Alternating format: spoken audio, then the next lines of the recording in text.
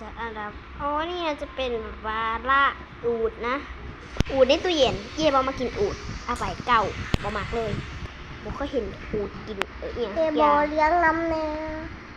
แต่เร็วๆแต่ละเอาไปแปด เบอเลี้ยงน้ำแน่ อันนี้เหรอคุณแต่ว่าเย่บอเคยเห็นเอาไปซี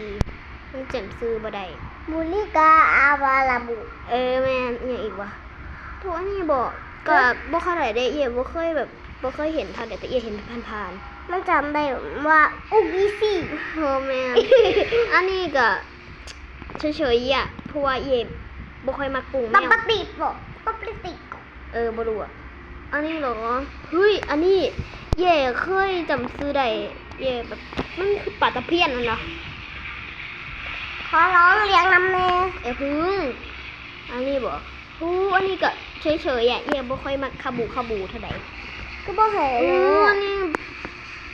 อันนี้บ่อันนี้เย่มากแต่ว่าเย่บ่ค่อยมักเพราะว่ามันโกรธทุ่มเพราะเย่บ่มักทุ่มเท่าใด ตามมาเรียกบ้าง เย่มักแต่ว่าเย่บ่มักเท่าใดฮะอันนี้ก็เฉยๆอย่าบาเลริน่า ต้องไม่เตย อันนี้อันดับหนึ่งเลยบรึมปะตะปิง